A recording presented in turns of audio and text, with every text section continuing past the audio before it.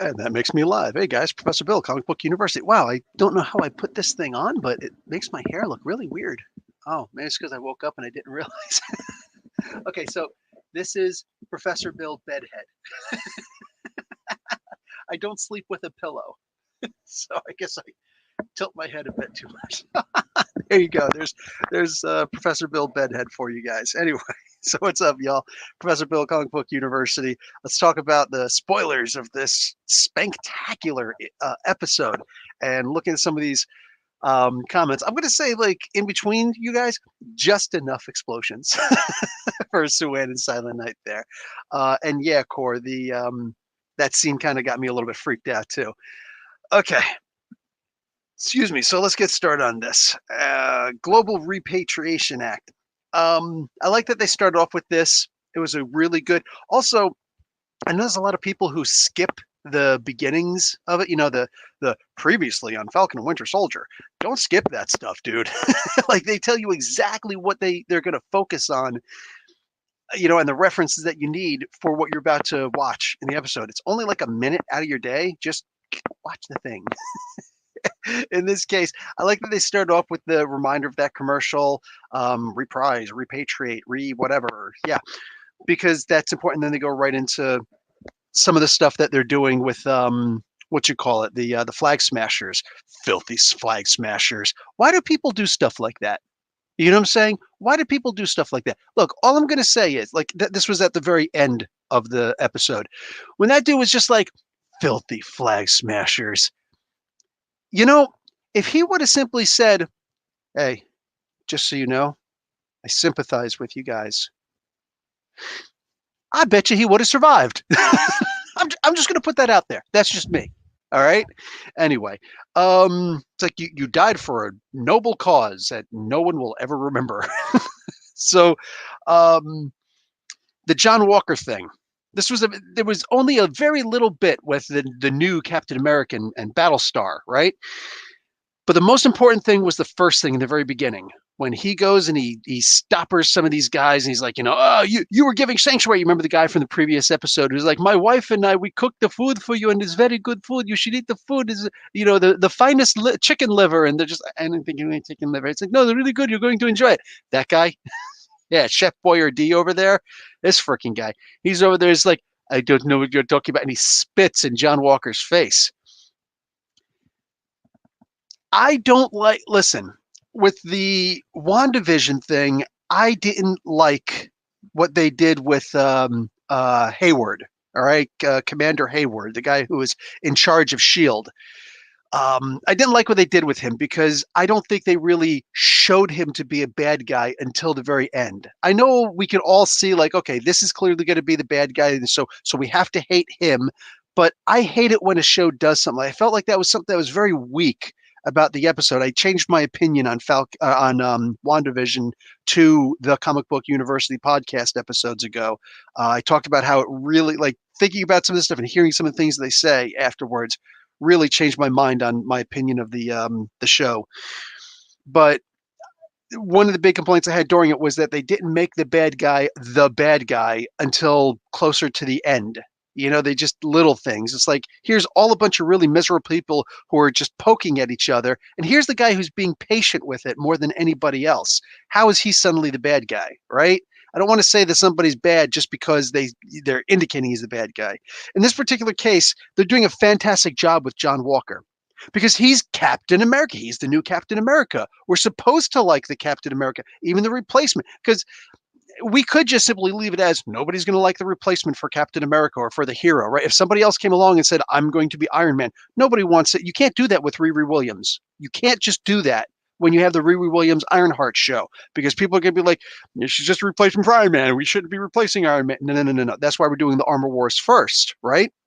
And maybe that's where we'll actually introduce her. In the meantime, this right here, when John Walker gets, spat in his face, he turns around and he says, do you know who I am? I know who you're supposed to be replacing. I know little things like that, but also you're not the bad guy. And like he hits him. And why does he hit him? He hits him because he got spit in the face. Sorry, bro. I know a lot of soldiers who got spit in the face. In fact, I know of, and I've never met anyone who this has actually happened to, but I do know that American soldiers returning from Vietnam were all treated the same by a lot of that hippie crowd. The boomers. They were treated very much the same by a lot of these guys with being spit in their face and stuff like that. So I mean, there's that. Um, what do we got here? And I'm going to get to the to the comment section later, but I did see one that's kind of important from Josh. No end credit scene yet. I always report on that ASAP. So anyway, yeah, the Captain America thing, it's clearly going to his head, if not already gone to his head. We saw little bits of that in the previous episode where it's like, who got us out of jail? And whose authority was this? And he's just like,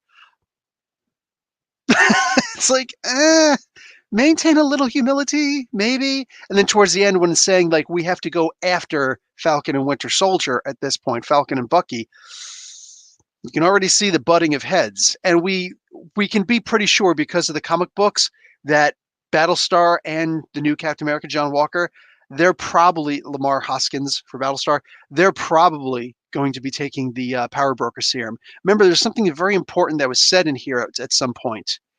There are 8 super soldiers currently for Power Broker. One of those Power Broker guys are dead, and nobody knows that. So there's 7 of them left. There are 20 serums made. She has access to that would make 14 more, 12 more. She would still have 12 more of these serums left. All we need is for 2 of them. 2. One to go to Battlestar, one to go to John Walker, right? From the comics, we know that this is probably what's going to wind up happening. Now we go over to Berlin. Zemo tries to do the mind control thing, the brainwashing thing, the Manchurian Candidate with Bucky again. Really messed up. And I had a feeling it wasn't going to work. It's like way too soon for that. But he's like, I knew it wouldn't work. I just wanted to see, what your reaction would be to it. That's pretty much Zemo's attitude all throughout. Zemo doesn't want to leave. That's something that I dug about this because he had plenty of chances to leave. He had plenty of chances to escape from these two because they're both being knuckleheads right now. I'm going to get to this in a hot moment, or the other thing that I want to talk about in a hot moment, but I like what they're doing with Zemo. They had, the baloney escape. Like, come on, that's not a way to escape from a freaking prison. Not that I would know, but I mean, whatever. It was a cute little thing where they do a sequence. You know what I think would have been even better is if they would have had freaking Michael Pena come over and explain the escape instead of Bucky. You remember the guy that was in Ant-Man, right? The guy, hey, let me tell you something. So this is what happened, man. This is how it worked. Like that guy. That's what I wanted to see. Just have him show up and do his freaking thing again. That would have been perfect. But I understand it wouldn't have worked well with the show. But I think he would have worked well with any show. So Zemo comes out. The fake accent that Zemo does is really bad. Like he didn't talk a whole lot in Captain America Civil War, but here he's talking a whole lot. He just won't stop freaking talking. So blah blah blah blah blah. Yeah. Shut up. Stop talking so much. Your accent is horrible. They inform us that he's a Baron or that he used to be a Baron. I want to see Baron Zemo. So now we can officially call him in the MCU Baron Zemo. Love it. Love it. Blah, blah, blah, blah, blah. The mask. He grabs the mask and doesn't want them to see the mask. He also uses the mask. It would be kind of cool if they said something about the mask like this was a part of the Sokovian, part of the Sokovian special forces thing that they would use. Like there's Spyatnov. Well, there used to be Spyatnov for Russia, KGB for the USSR. We've got several former special forces in America, right? Everybody's got at least one form of the special forces. SAS for the British, right? It would be cool if they said that this was actually part of the Sokovian special forces. We'd wear this mask in order to do covert ops or whatever. Like that would be cool. So we had to kind of get in the mode in combat in order to put that on. Also, at some point, going to need to see this fool use a sword. anybody who's read the Captain America comic books or knows Baron Zemo from the comics, Citizen V from Thunderbolts, right? You know, we need to see that damn sword at some point. And I don't want it to just be an Easter egg thing. I want him using a mother effing sword. Okay. And the psychological games that he plays all throughout. I like the idea that he's speaking Sokovian. He's not he's not translating any of that stuff. The little things we see from the very beginning that he's a bad guy. And this was a really good fake out for me because the whole time I'm thinking he's going to escape from these guys as soon as he possibly can. He's going to duck these guys at any freaking moment. And we saw at least 2 times where he could have done that in a heartbeat, right? He goes and he says to his butler, the flight attendant, the pilot, whatever the hell, all right, this freaking guy who's just like, oh yes sir, and we've got some meals. The refrigerator doesn't work anymore, but whatever. It's like, hey, if it doesn't pass the smell test, feed it to them. And then later on in the show, like at the end of the show, after everything, and we've seen that he's actually kind of sort of on their side, he still comes over with exactly 2 plates and here you guys go. He doesn't say anything because they're busy. So he doesn't have to, say anything like, oh, I'm not really hungry. Because I would never eat food if somebody or take a drink, open drink, somebody goes and hands you, here you go, but I'm not thirsty. Well, apparently neither am I, mother fathead. That's just not happening. Anyway, yeah. So I just thought that was freaking hysterical, the whole thing. Like he's really just being a jerk. He's not trying to screw them over yet, right? We just see that he's a jerk. For right now, their plans do collide. They do collide with each other. So I'm digging on that. We get Madripoor. Guys, this is how speculation in comics work. For anybody who's curious how speculation works, if you're not already a speculator, you look at different things that are happening, right? Especially, it's so easy to be a speculator nowadays because there's so many movies and TV shows with these things happening. You simply look at these things. You say like, oh, Falcon Winter Soldier. Okay, cool. Oh, there's going to be something with Madripoor. The second you hear something about Madripoor, that's when you're going to see things going up on eBay all of a sudden because people are running back to their long and short boxes and they're digging through. And it's like, oh, issue number, what was it, 32, I think it was, of the New Mutants. Yep, issue 32 of the New Mutants. This is the first appearance of Madripoor, where what's his name? Cypher, Doug Ramsey. He goes and says, yeah, it's basically Earth's version of Mos Eisley, which is a great reference. And it's a shame that they didn't mention that here. Like I remember that was actually a really funny thing that he says. There's also mention for the Pirate Coves way back in the day also, but that was real world. But with Disney owning Marvel and Star Wars, how perfect would it have been for that line to have come out? It was said like Madripoor. Yeah, it's basically Earth's version of Mos Eisley. How freaking perfect would that have been, right? So missed opportunity. I'm just going to put that out there. But the first appearance of Madripoor was actually New Mutants issue number 32. That should have been something that months ago, if you didn't have it, but you wanted to spec, that's how you get it.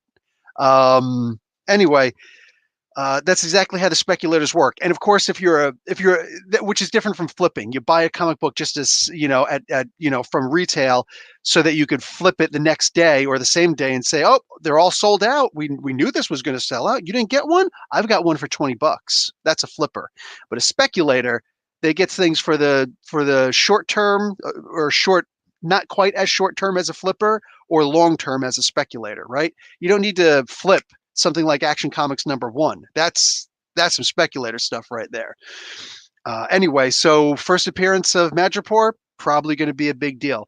I love the idea that when they went to Madripoor, they mentioned Hightown and Lowtown. So we've already got everything you need to know about Madripoor. Boom, already explained within the first 3 minutes, maybe tops, maybe 2 minutes of mentioning Madripoor for the first time in this episode. Perfect way. Honestly, you might be saying, well, what about this and what about that? Don't worry about that stuff. You know the basics. You know the most important thing that there is. You have a functioning knowledge of Madripoor, knowing that there's a high town and a low town and that this is basically pirate central for the world. Perfect. Absolutely perfect. There was also a very quick, they didn't go to this bar. They went to a different bar, but they were passing by the Princess Bar. How freaking perfect is that? So for anybody who read the Marvel Comics Presents, some of those issues, or even before that, Volume 2 of Wolverine, right from the very first issue, I think it was the fourth issue where they introduced Tiger. Right? There's a Y in this in one of the two names. Tiger. She is the proprietor of the Princess Bar, right? All that crazy stuff. Shoot, I wish that we could have seen Jessica Drew at some point. That would have been even better. Anyway, the little things that they do for us fans to just kind of, make if we're sitting under our desk, the desk kind of rises a couple inches off the ground, just, because little things like that, man, I love it.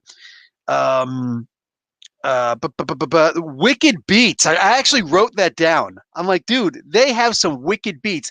Can you imagine being the guy, if you're into music at all, and somebody said, yeah, we need a thing, like some music, like two cool songs that would work in Madripoor. So could you go out and do some research on that? And you're gonna pay me? Yeah, sure. And just start looking up all sorts of cool songs, and you can just tell them, yeah, buy the rights to this song and buy the license for this song or whatever, and use these songs. Man, what a great job that would be. Just find some beats from all over the world. I love it. Boo. Conrad Mack. That's a funny one. So the Smiling Tiger. This is a character I was not familiar with at all. At all in the slightest. So this is interesting. First appearance in New Warriors issue number 19. That Fabian guy and Mark Bagley created the character. Doesn't look too good on here. Let me show you guys an image. Let me share my screen really quick. Shad like that. Bang like that. Yes, that's how you share a screen. Damn it. Nope, that's the New Mutants one. Here we go. Conrad Mack, the Smiling Tiger. This is what he looks like. This fool. Man, that's just ugly. You ugly. UGLY. You ain't got no alibi. You ugly. Anyway, so that's that. So that's what he looks like in the comic books. Just a gangster thug. Such a minor little thing that this is somebody who knows the comic books, has read a whole bunch of cool comic books from the 90s and the 80s and whatever, what have you. And they're just like, it'd be a good thing let's have Falcon have to be Conrad Mack, the Smiling Tiger. That stuff like that. That's perfect. Admittedly, I had no idea who the Smiling Tiger was. No idea. I wasn't reading the New Warriors comic books like all that. I think I read the first 3 or 4 issues and was like, this isn't really for me. And I read a couple of them afterwards, but I never read anything with Smiling Tiger. Go figure. Okay. Here's the thing that I wanted to talk about before, but I was going to wait until now. The Winter Soldier moment. When Bucky went back into Winter Soldier mode, because everybody had a role to play, and Anthony Mackie, Sam Wilson in here, he was playing a role. Baron Zemo was playing Baron Zemo. He's playing himself. Bucky is in between them. He's like, I'm playing a role, but the role is as myself as I used to be, the one that I never want to be again. How perfect is that? He's playing somebody else. He's playing himself. He's playing a combination of both, right?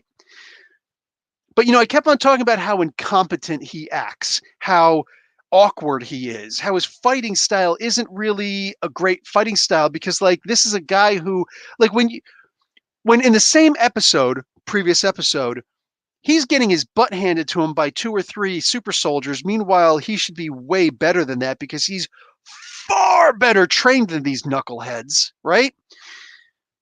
But then over here with what's that? Here's a guy who could jump 200 feet out of a plane minimum and be essentially okay, heal and be okay.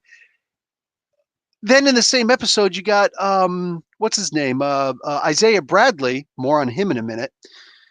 Talking about how everybody kept on coming back dead, so they sent me, and I was finally able to kick your ass, and I ripped off half of that metal arm. Yeah. It didn't really coalesce very well to me. It didn't blend appropriately to me because it's like you're the Winter Soldier or you're not. But no, in this particular case, this is what made me realize he can go back into that mode. But look at where he has to go in order to go back there, right? He has to really just lose his empathy and lose his self in order to be there. So that explains why, to me at least, headcanon wise, with some observation, this is why he's so incompetent on the battlefield, right? You're not as great as you could be because you choose not to be that great, because a lot of it is mentality. And that's really it. That's real, like in real life.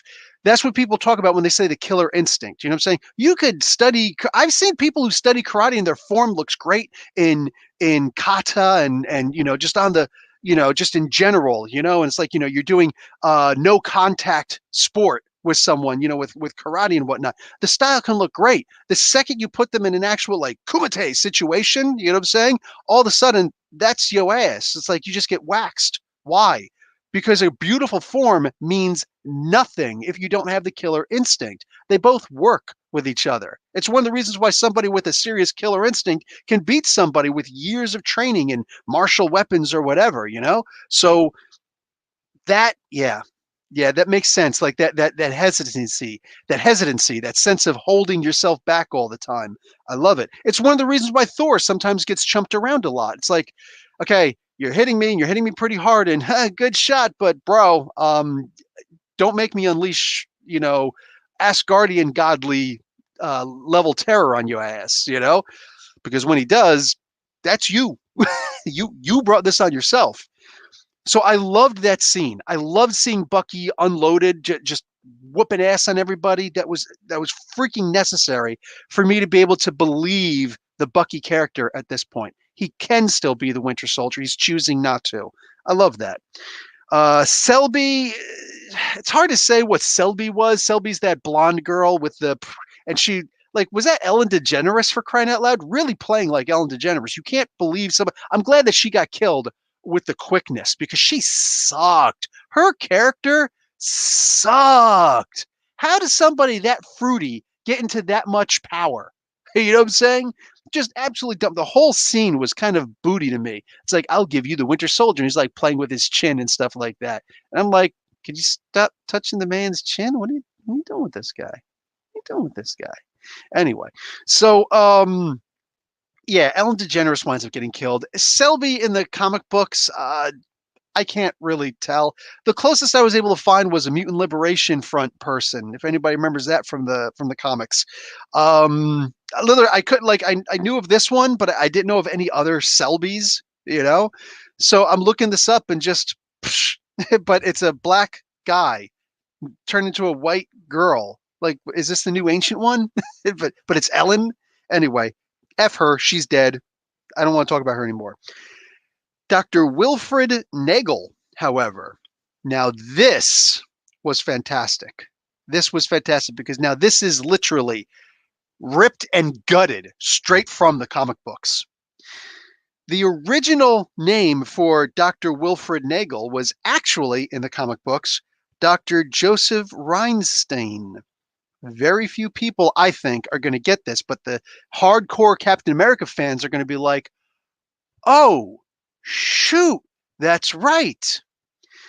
Mark Grunwald, and all the respect in the world to this man because he's one of the greatest comic book entities who's ever existed, right? He's up there with Jim Shooter. He's up there, on that level, like being mentioned with somebody like freaking Stan Lee, Jack Kirby, forget Joe Simon, but whatever. But Joe Simon's going to come up in a moment because, listen, in the original, the first appearance of Captain America was not Captain America #1. It was not even Avengers #4. That was the Silver Age first reappearance of Captain America, really, Captain America Comics #1 is actually the first appearance of Captain America. That's right. That's the reason why, if you ever look up the Captain America comics, issue number 100, because it starts at issue 100, the first issues they're considering, because Tales of Suspense went to issue number 99, I think it was. And then issue number 100 began with Captain America issue number 100. So that's actually how that worked. And Iron Man went that way. And he actually went with Namor when Tales to Astonish crossed over with it. And then Namor went his way and Tony Stark went into his way. So anyway, so what happens is Captain America issue number 100, where there's no issue number 99 or anything like that, that's actually considered volume 1 of Captain America. If you want the first true appearance of Captain America, go to Captain America Comics issue number 1. That's the one where the first 10 or so issues was Jack Kirby and Joe Simon, the creators of Captain America. And in there, Dr. Joseph Rubinstein is actually the person who created the super soldier serum. It wasn't until the Silver Age where that was retconned, and it was Dr. Reinstein who wound up making it instead. So Erskine, Abraham Erskine wound up doing that instead. So Joseph, did I say Rubinstein? I meant, I actually meant, Reinstein. So Dr. Joseph Reinstein. So what they did here is in the Silver Age, they wound up switching this around a little bit. Jack Kirby is dead. He died in 1992. Joe Simon isn't with us anymore, right? And if freaking Stan Lee would have known, he probably would have known because he was working on the Captain America comics issue number 3, I think, was the first comic book that he was in. It was actually in, if you ever read Captain America comics, issue number 3, well, all of the issues, they used to have like multiple little short stories of Captain America and all his, adventures and whatnot. And they would also have one that didn't have any art in it. And Stan Lee did the writing for, it was just, like a page or 2 pages, I think it was, of the writing for this Captain America story. And in it, he wrote, and he doesn't, this is one of the things he could brag about, being partially committed to the creation of Captain America, because Captain America never threw his shield. First issue of Captain America comics, he had that Battlestar looking shield, right? But then they went to the regular round shield. Well, I'm not going to pull it up now because it's too much work. But that was the work that he did. In issue 2, he had to pull out the regular shield, the round shield. And in issue 3, in that Stan Lee short story that was in there, that was the first time that Captain America actually threw the shield. It didn't return to him, but that was the first time that he ever actually threw the shield. That counts in some way, shape, or form. That counts to the creation, or to the further creation of the character, right? Anyway, so the Captain America comics issue number 1, it was Reinstein. It was changed to Erskine later. Kirby, Simon, Lee, they're all dead now, so there's nobody to ask anymore. I don't know if anybody has been around to ask. I don't know if this question was ever asked. Why was the name changed? Was it an oops? Did somebody forget? Like, what happened? I don't understand. Because Kirby was there. Kirby was there when the stories in Tales of Suspense were being retold of the Super Soldier Serum. How did, I'm saying, how did these things, these mistakes happen? I don't know. In the meantime, what do you call it? They so they switched the name, and they wound up making, oh god, this, let me just make this easier. So they decided to keep the name Reinstein for a different character, one of the assistants to Erskine. Okay, so Erskine is now the original guy who created through retcon the Super Soldier Serum, but one of the many scientists who were working with him was for crying out loud, Reinstein. So after Erskine was assassinated, they took Reinstein and a whole bunch of others, and this is continuity. They started trying to get people to say, hey, can you refabricate this? And the only person who was able to refabricate it was Reinstein. And it's not the same. It's not even close to the same. It made the characters stronger and have more endurance, actually, but it didn't give them the mental aptitude, to compensate with Captain America. And that was taken by the guy, the power broker, mentioned in here, including a few others, Carl Mullis, like I said, in order to actually, move over to the Power Broker Foundation. I know there's a lot of history there, but think about that. All of this is pulled right out of there. So that's perfect. I love the idea that when they actually found him, even though Ellen DeGeneres over here went and said, you'll never find him without me. I think they found you just fine. After Sharon Carter went and assassinated her. Yes. Woman on woman violence, should we call that? Anyway, so they what do you call it? They're able to find him, and then Zemo actually shoots him. I know it seems a little weird. Zemo is able to find this gun out of nowhere, but don't forget, Zemo is the guy who masters strategy. He figures out everything. That's his superpower, is being a freaking super genius, and like that sneaky assassin type. So I'm down with that. It made more sense in the Prison Break, that's for damn sure.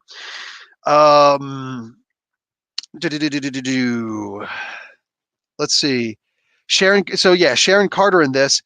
Very awesome. I love what they're doing with her. We already knew that that's what they were, and I already said that's what they're going to be doing with her in here. That she's actually still wanted by the U.S. because she hasn't had her name cleared. People just completely forgot about her. We forgot about her as fans, so I guess they forgot about her also. It makes sense, and it's also messed up. It's genuinely messed up. Sounds almost a lot like what they did with Bradley in this. Oh, anyway, so the thing with Bradley, dude, so much of Isaiah Bradley, the guy from the previous episode, the in the comics, the original Super Soldier, and uh, uh, uh, uh, in here in the MCU, the second Super Soldier that we know of, right? This is where Nagel Reinstein is actually tied up into all of this because after Captain America was gone, that's when they took the 300 African American guys, the 300 black guys, and the only survivor of those super soldier serum trials was Bradley. So Isaiah Bradley. So they yeah. So the story is tight, like the Red, White, and Truth, guys. That comic book used to go for I think $20, issue number one, and there's only like what 5, 6 issues of that. Those issues, like that first issue, especially the first appearance of all these guys, I think that used to go for like $20. It's going for a minimum of $100 right now. That's speculation.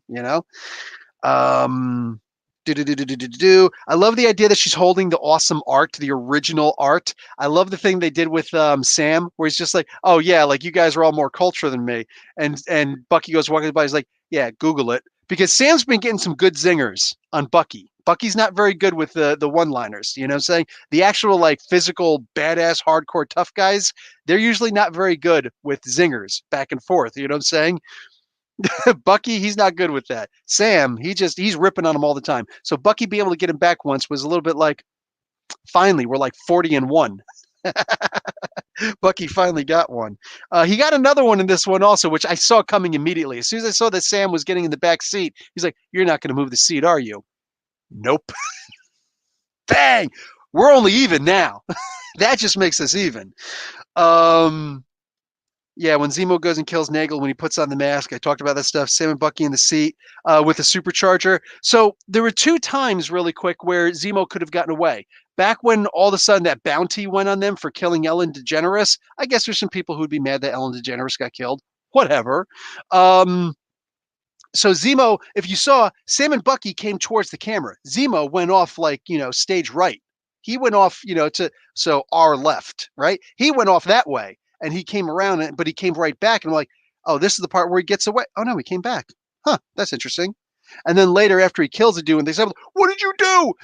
And then he goes off and he gets the supercharger. I'm like, oh, he's out of it. He's gone. He's not coming back. And then he came right back and he picked them up. What the frig? Okay, so these guys are definitely going to work together. So that was cool. I dug that because especially since the very beginning, he's like doing his little nitpicking on them. The thing with the food, which later on, I told you he winds up giving them the food anyway. All the little stuff that he does, the little psychological games and the pranks that he plays on them. It turns out they are just basically pranks. Because I'm thinking they're just setting up so that he's going to leave. No, they were setting us up to keep on thinking he's going to leave. Those 2 scenes made us think that he was going to leave, but he came back each time. The cat came back the very next day. Cat came back. I thought he was a goner. I got kids. Shut up. Finally, at the very end, when they go up to, because they were sitting there chasing the anyway, Sharon knows somebody. Sharon's got a friend, at least one friend who is there. Sharon's got something up her sleeve. I'm just putting this out there. When she went and she saw that person afterwards, like, okay, so I've got some updates and some things have changed and it's going according to plan and all that stuff. I'm like, who dat? Who dat? And what this all about? That's interesting. So Sharon's playing them. Now, is she a bad guy? Is she a good guy? I don't know. She's Agent 13. You know what I'm saying? She's also Agent 13 in the comic books. That's why it's important for all that. I love this. I absolutely love everything here because there's stuff happening that's potentially behind the scenes also. I'm down for it. I wonder actually if maybe some of this isn't going to have something to do with Riri Williams at some point also. Honestly, I don't know because all I know is that You know the little scenes that they do, like with Guardians of the Galaxy, when they go into the collector's room, and right away, that's when you're freezing the frame. You're going by frame by frame to see everything that's in there. And at one point, and we're all just like, dude, that right there is obviously Beta Ray Bill. Don't tell me that's not Beta Ray Bill. And it turns out it wasn't Beta Ray Bill, which is messed up, and James Gunn should have done well known better. But I digress. It was just some, dark elf. F the dark elves. What's so special about the dark elves? What, there's no more left? There's plenty left. F them. Anyway, so like this was a thing. He could have done the freaking thing with the stuff. Anyway, so what do you call it? Oh, you're looking for the X on the gate? Who knows? Maybe it was Verinde. Maybe it was Verinde, right? That was it. That was the thing, the Verinde. Maybe it was them from the Krakoan comic books right now. But anyway, yeah, there's something going on there. But anyway, so when we first saw the the art gallery that she's got, where the reels that the Monet and the Renoir and all that stuff is really kept, what was in the middle of it all? A suit of armor. I'm just saying, I saw a damn suit of armor in there. It wasn't an Iron Man armor. It was a knight's armor and whatnot. But I looked at that, I was like, can I get a better angle on this? And they did give us a better angle. I'm like, that's a regular suit of armor. Okay, but this is where all the real stuff is kept. The important stuff is kept. I don't know. Maybe I'm really far stretching on this. I don't know. I'm just pointing out what I saw. That's it. Don't blame me. Don't be hating. At the very end, when they go to resolve a couple things, the very last thing we see is, and I knew this right away. As soon as I saw that little thing, I was like, is that a little bomb? I was like, that looks like, what do you call it? A kimono bead. That looks like a kimono bead. What the frick is up with that? And I don't know if he's just, rather than saying that the vibranium in his arm is directly connected to that, saying so he would right away notice that. I'd rather say that Bucky is just Bucky. He's the Winter Soldier. He's extremely observant. He's very perceptive. He's going to notice something like that. And then he's walking. He sees another one, and he's just like walking around. It's like, hey, I think you dropped something, right? And all of a sudden, there is a Dora Milaje. All right, this wasn't a Koye. It didn't look like a Koye anyway. It's just a random Dora Milaje. Which one died? Does anybody remember which one died? Was killed in that final conflict? There was Oyo and Anika. Oyo and Anika, I think, were their names. Anyway, in the freaking thing with the stuff and the things. What is the Kimoyo? The Kimoyo bead. Darn it. Anyway, if anybody could, I know there's like a 7-second delay on this or whatever, but if anybody can remember, Ayo and Anika, I think were the two. Ayo was killed. Ayo. Anyway, Ayo was killed. So Anika. So hopefully that was Anika then. What the heck is her name? Roxane Gay did like 10 issues, and it really could have only been 6, but she wound up doing 10 issues anyway of Ayo and Anika in this incredible story called The World of Wakanda, where here's these two lesbian characters who they're supposed to be the brides of T'Challa, right? They're Dora Milaje, and yet they were actually in love with each other, and that love was actually permissible, even though it was technically not permissible. So they were angry at T'Challa for things that they had a right to be angry at T'Challa for, like, what are you doing with Atlantis? What's up? How come Namor is still alive? How come we haven't gone to war yet? What up with that, right? Meanwhile, they were already angry at him because they didn't want to potentially marry him, if he ever called upon it. They were instead, they wanted to be with each other. It was actually really, anybody who didn't read it, it was actually really good. It's not one of those SJW type stories. This was actually a really good story with a lot of believability in these characters. I loved these two characters. You think it was, Anika was killed. Okay, so you think it was Ayo. Anyway, one of them was killed, and I'm hoping that this was the other one that actually met with her. I didn't go back. I didn't have time to go back and look at the freaking movie, but actually, I don't even think that Anika was, whatever. The one that was killed was just killed, and I don't think they even mentioned the other one. So that's just a thing. Anyway, I'm hoping that it's her, because rock on. So this was cool. So White Wolf moment right there. Remember, they were called in the first episode, was it? I think it was the first episode where they said, oh, you're the White Panther now, right? Because you spent all that time in Wakanda. He's like, actually, it's the White Wolf. He's like, wait, what? Like, that was a great moment. That was an amazing moment, you know?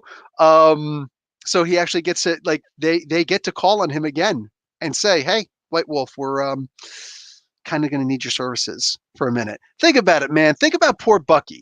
Like, I'm hoping that Wakanda doesn't decide to just use him, use him and abuse him.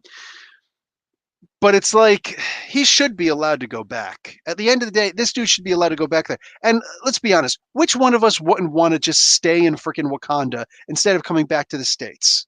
You know what I'm saying? When you think about it, like, you've got every single world in the world over there. You got the best of everything over there. Maybe that's just me. But I would never want to leave. I'd want to just hang out there. I'd be cool with being, for the most part, the only white dude in the entire nation, saying, who's got asylum privileges. Like, that would be amazing. But when you think about the diaspora, he was held in stasis, and this is in the comic books and in the MCU. He was held in stasis until they needed him. Then they'd pull him out of stasis, do the little, Homeland and 17 and Kiss My Butt and all that, the stuff to brainwash him. I'm ready to comply. And he'd go out and kill some people, and then they'd put him back under deep freeze again. Right? And now what happened here? He gets to chill out, not quite deep freeze, but he's chilling out in Wakanda. Then they come and say, we're going to need your services. And they give him the new arm, and we're going to need you to help us fight. And don't ever give that arm to that freaking raccoon, because F that little raccoon. Raccoons are evil, and that raccoon is no different. And then what? She's going to show up again and be like, we need your services. Bruh. Bucky has been used enough over the centuries. He doesn't need more of that. So I'm hoping that they're going to be cool about it. But this is the first time that we've seen or heard any mention of Wakanda since Endgame. And yes, since Chadwick Boseman's death, R.I.P. R.I.P., man. Rest in peace. Anyway, so I think that's just about it. Don't be talking about he's a tool. He's the White Wolf. What are you, Derek? What are you? Yeah. Go back to Great Malkin Drive. Anyway, okay, so what we call the pale bear with M'Baku. Dude, they could call me the what was he called? He was called the man ape. You know what I'm saying? I'll be the white ape. I'm okay with that. I'll walk around with like, ooh, ooh, ooh, ooh, ooh. I'll do it. I would do it. I'd have to put on a little bit more bulk again, like when I was younger, but I'll do it. One scene that made me very uneasy was when they cut open this. Yeah, right. And Sam had to do that. That's one of those things where it's like, see, think about it. Zima would have downed that immediately. Bucky would have downed that immediately, right? Sam is the only one on that table, right? Who I think even Don Cheadle's character, Rhodey, I think even he would have been trained enough to just down it. And I almost feel like Sam should have been also, but Sam has too much personality to just, be like, oh, yeah, sure. Nah. And I don't know what that was. Was that the Venom sacs or something like that? Because if it was, as long as those things don't open up inside of him, which I think they will, as long as he passes that before he before they open up inside of him, he should be okay. You know what I'm saying? It's like when you swallow a balloon of cocaine. Not to say I would ever want to do it, but yeah, and I don't know about ingesting venom. That's something that's interesting. Also, I don't know about ingesting venom, because here's something that I'd read about and I know is essentially true. You can drink blood that has AIDS in it without actually getting AIDS, as long as you don't have any cuts, abrasions, or whatever, anything that would affect your trachea or all the way down in your stomach or through your intestines. If you have a single cut, there's a good chance that it's going to enter, because AIDS enters the bloodstream, and the digestive system is completely and entirely separate from your respiratory system and your circulatory system. So there's that. So in this particular case, I don't know if you can actually, and you know what? Silent Night might know this because she works in health services. Silent, what up with that? Can you theoretically can you swallow snake venom and it be okay, or would it just you know whoop your ass and whatnot? Plus, what was that? Was that a rattlesnake? You know what? I didn't even think to check that. Was that a cobra? It's the India area, the whole Indonesian area. Cobras are the Rajhash. Yeah, Rajhash. That's how you say it in Bangla, and I think a lot of the uh, Sanskrit tongues over there. Rajhash, the king cobra. Um, anyway, what do you call it? Soccer? What do you need a socket wrench? He's a socket wrench. He's a tool. Shut up, man. Indiana Jones reference. Hey, there was the best. What's up, Rob's Comics? How you doing, man? The poison would burn away because the stomach acids. Okay, see, that's what I thought. Something along those lines. It affects the circulatory. Anything else? What is this? Oh, poison and venom need to be introduced to their specific systems to do damage typically. Oh, Gus Rodriguez on there. White Wolf Hustler services for Bucky. The helium, dude, that is freaking hysterical. I love that. Sam mentioned, um, you think Wakanda forgot? They didn't. um, Wakanda remembers. Like they're like Pepperidge Farm. They always remember. Pepperidge Farm knows. Wakanda knows too. Hey, if Sharon is Cap's niece, wouldn't she have had known Steve was her uncle? Sharon's low key into incest. That's not true, man. There's been plenty of movies. I'm just talking about Indian movies and whatnot, the Bollywood movies. What was the name of that one movie? It was Sri Devi was in it, and it was a freaking amazing movie. That's where she did that one dance that everybody loves. I can't remember the name of it right now, but anyway, that was something similar to that. And they've had lots of movies like that, and I think that in America they've done movies like that too. Where in Britain, I know they've done movies like that in Britain. I wonder when they do Riri Williams if they will do 10 times better than Bendis. I think Bendis did a good job. Honestly, I think he did a good job. He could have done more, but whatever.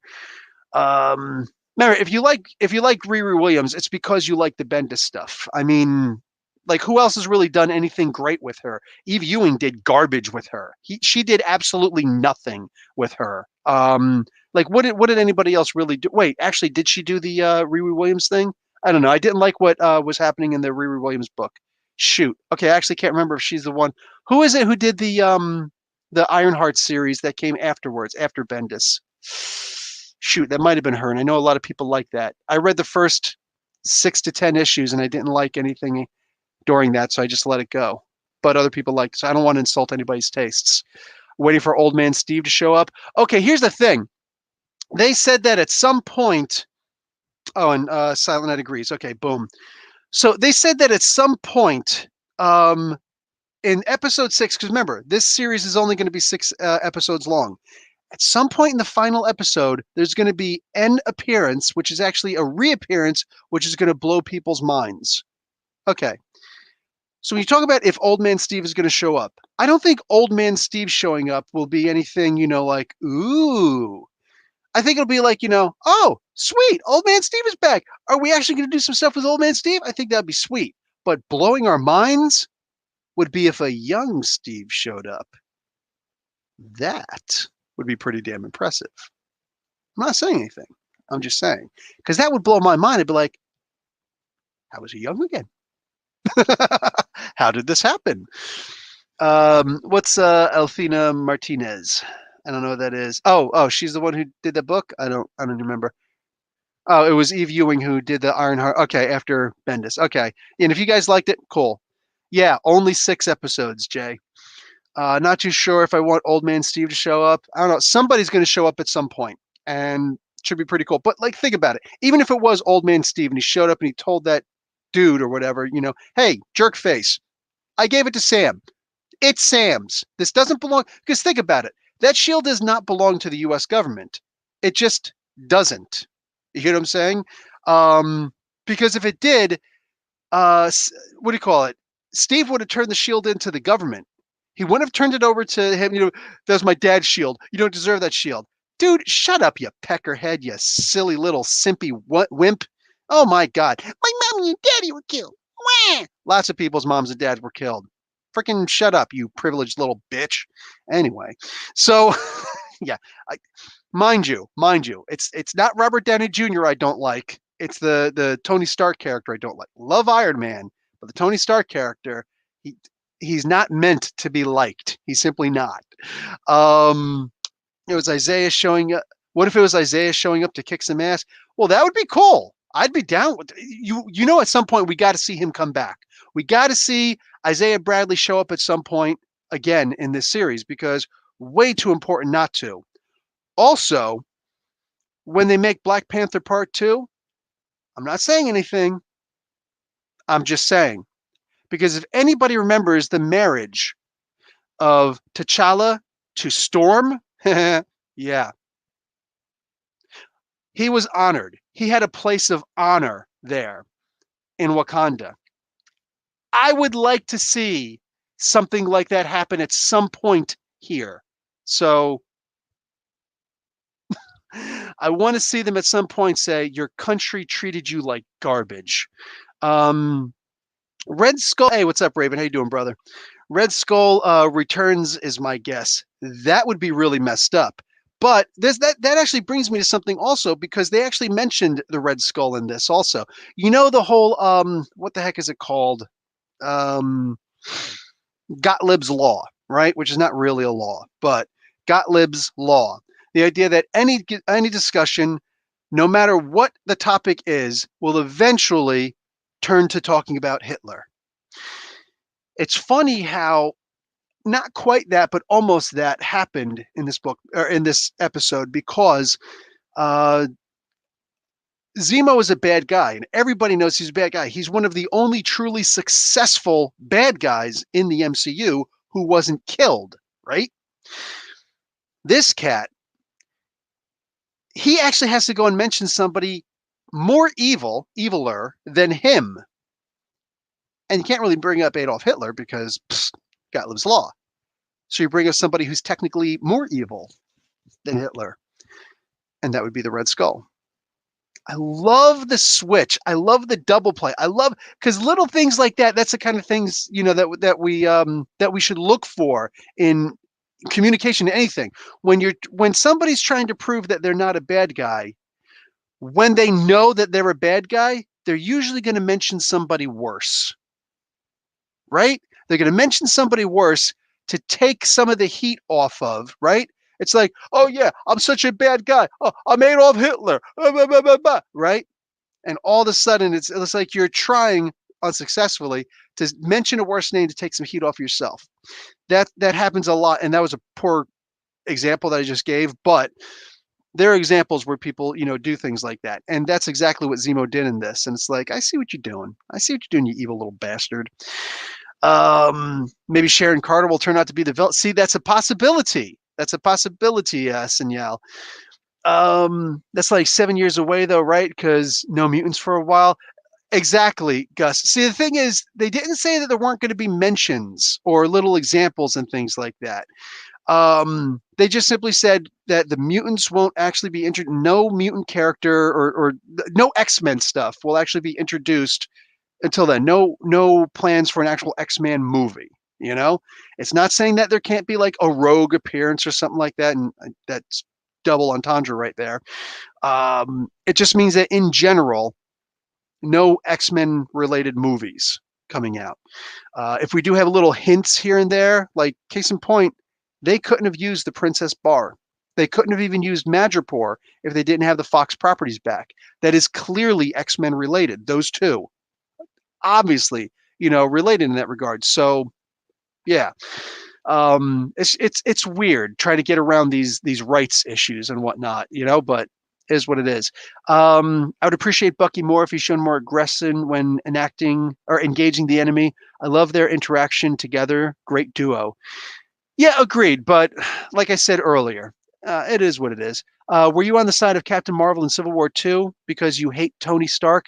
Okay, I wasn't on the side of anybody because Civil War II was a horrible freaking that was Bendis again, and that was not Bendis at his best. That was actually, I think that was one of the first things, because we got to remember, guys, Bendis right now doing Superman and Justice League and all the stuff that he's doing, that's where most of the hate of Bendis has showed up, right? For the most part, people were actually kind of, big on Bendis for a very long time for a lot of the stuff he did. Of course, there's always going to be some people who hate. For instance, most people are madly in love with Donny Cates right now, and me, I'm just like, I'm seeing too many tropes from this guy. Right? At some point in the future, I think more people are going to come onto the idea that Cates just he's only doing tropes and like super exaggerated tropes, but right now, like he just doesn't have like he was a big flash in the pan. You know what I'm saying? Unless he gets his act together and starts doing some actual good stories, which I know he's capable of because he knows the history and he is a really good writer, but he's being very lazy and just doing tropes right now. That talk that I just did probably pissed off a whole lot of people. But at the same time, that kind of talk, talking about Bendis, back in the day when he was early with Marvel, that wouldn't have flown. Exact same thing. Most people would have been like, dude, he's done this, he's done this, he's done that. Avengers Disassembled. Right there alone. Can we have this conversation, right? But Civil War II really was, it felt like it was hastily and sloppily done, and it was just terrible. Mind you, when I say I hate Tony Stark, there's a reason why I've read, I think, everything from Iron Man. I think I've read everything from Iron Man. I know this character better than I imagine most, people do. Like you put a whole bunch of comic book people together in a room, I guarantee you I can hold a conversation with anybody about Iron Man. And maybe you'll get me on this or get me on that. Sure, it'll happen, but I promise you, I can hold a conversation with anybody about Iron Man. You know what I'm saying? Talking to some of the creators and whatnot, specifically about Iron Man. I love the character of Iron Man, and that includes Tony Stark, but I love to hate Tony Stark. But Tony Stark was definitely more wrong than Carol was in the show. Carol was a damn tyrant, and she really needed to be stopped. The problem is she shouldn't have been stopped by freaking Iron Man of all people. He's the biggest hypocrite that there is. And Captain America was actually under the influence of Hydra. So I mean, like, who could you have trusted in that particular case, right? Like you saw Cap behind those scenes, like twisting everything. So is what it is. Sharon working with John Walker, that would be something else. If we found out that was the case, like if we found out that was the reason why he found out about why John Walker found out about what happened with Zemo and everything, that would be crazy. Introduce X-Men through Captain Britain. It could be done. Just introduce Psylocke through it, right? Done. Yep, he's all Superman now. That's why I said was. But no, good. What is this, Gus? I wanted a better resolution to Black Winter. Agreed. Why did Zemo not escape when he got the chance? Excuse me. Any speculations? Yeah, 100%. I mentioned a couple times. They do have co-aligned goals for right now. Oh, he's going to turn on them in a heartbeat. He is not a good guy. You know what I'm saying? And they're making sure that we know that he's not the good guy in all of this. And he's hiding some things also. Like I promise you, he killed not Maulus, Reinstein. He killed him for Nagel. He killed Nagel for a very good reason before he said too much, right? Just like Sam when he was talking to his sister, he's just like, okay, cool, talk to you later. And it's like, don't say anything bad. And as soon as she said Sam, who's Sam? Kill them all. Like, shut up, Ellen DeGeneres. What is this here? Philip Kennedy Johnson, the Alien writer, is on both Superman verse books right now. Cool. Very cool. The mutant El Aguila first appeared in Power Man Iron Fist comic book. El Aguila is freaking awesome. He's a mutant, right? He's a mutant. And his ability is to channel his bioelectrical energy into something. He could just touch you and give you like a zap. But if he really wants to get you, he's going to conduct it into something, namely his sword. I think he used a rapier as opposed to an epi, but whatever. So he's kind of like Marvel Universe's Zorro. El Aguila means the eagle in Spanish. Like, this is a freaking amazing character. I love this character. And yes, I have his first appearance. I would love it if they made some small TV series with this guy or something, or just a comic book with him. Dude, El Aguila is an amazing character, but that goes back to me loving Zorro so much. So I'll take anything I can get. But like a mutant Zorro, yes, more of that, please. Why are we talking about El Aguila, by the way? That just seems completely random, Raven. Love a lot of his stuff too. What if young Steve is a multiverse secret empire Steve? Don't do that. Don't freaking do that. Yes, I said it. Nah, you evil bastard, you. Was this Professor? Something is up with Corey. Yeah, yeah. You know what I think it is? This is the Hail Hydra version of Corey. That's what I think. Zemo's a wild Eurasian boar helping James and Sam. His goals aligning now, but those sharp tusks, baby, right? Which are basically just teeth. They're sharp teeth. Night Monkey, aka Spider-Man, referenced since they're in Europe, or Spider-Man cameo. They're only allowed to do one cameo with him, so I don't want it wasted. You know what I'm saying? Um, Bucky fighting the in the bar got caught on someone's phone. We saw some. Oh yeah. That's right. We saw someone take take theirs out and get to watch it. I think the angle catches Zemo in the background while Bucky is all Winter Soldier. Yeah, good point, Gus. Good catch on that one. Thank you. In fact, everybody thank Gus right now. That's a good catch. Did you hear the Heroes for Hire are coming to Disney Plus? What? First off, Heroes for Hire, that's cool. I would love to see that. But you know what we were kind of sort of promised and we never got? The Daughters of the Mother Effin' Dragon. And I want the original two characters from the Jeff Loeb verse to be brought in for that. All right. I want the Daredevil Netflix series version of Misty Knight and Colleen Wing. I want them both brought in to be Daughters of the Dragon. I need to see it, or I'm going to be all sorts of pissed off. Plus, I want to see her and Bucky go at it with their metal arms and whatnot. I'm like, and then Cable show up also. You know what I'm saying? They don't have to start mutants with the X-Men. You're right. They don't have to start with the X-Men. Okay, so everybody got to go to bed. Okay, cool. That's cool because I'm going to play some 7 Days to Die. And we'll talk to all you guys later. Love and peace in the Middle East. Love, peace, and hair grease. Peace and how you be. Seriously, guys, take it easy. All right? It was a great show, great episode, and I'll talk to all y'all later. Professor Bill, Comic Book University. Class dismissed.